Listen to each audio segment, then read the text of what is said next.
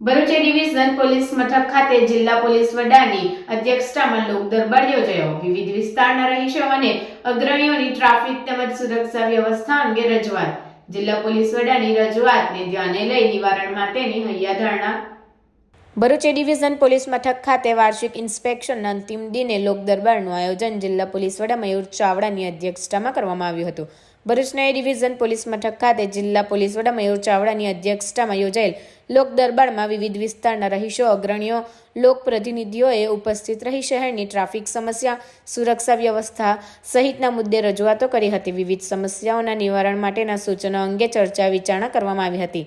જિલ્લા પોલીસ વડા મયુર ચાવડા દ્વારા લોકો દ્વારા કરવામાં આવેલ રજૂઆતો અને સૂચનોને ધ્યાને લઈ તેના નિવારણ માટે તેમજ પોલીસ સેવાનો લાભ લોકોને સારી રીતે મળી રહે તે માટેના અમલ કરવામાં આવશે તેવી હૈયાધારણા આપવામાં આવી હતી.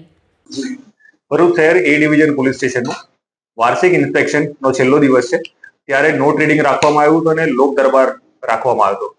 ભરૂચ શહેરના અલગ અલગ વિસ્તારોના રહીશો, લોકપ્રતિનિધિઓ, સામાજિક આગેવાનો અને સોસાયટીઓના રહીશો આવ્યા હતા અને એ લોકોએ અલગ અલગ મુદ્દાની રજૂઆત કરી.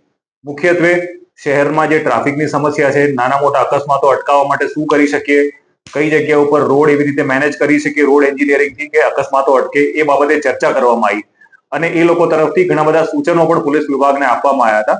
આગામી સમયમાં આ સૂચનો ઉપર જે અમલવારી થઈ શકે અને લોકોને પોલીસ તરફથી સારી સેવાઓ મળી રહે અને ટ્રાફિકના અકસ્માતો ઓછા થાય, રોડ અકસ્માતો ઓછા થાય અને લોકોના જીવ બચે, એ ડાયરેક્શનમાં ભરૂચ પોલીસ કામ કરશે.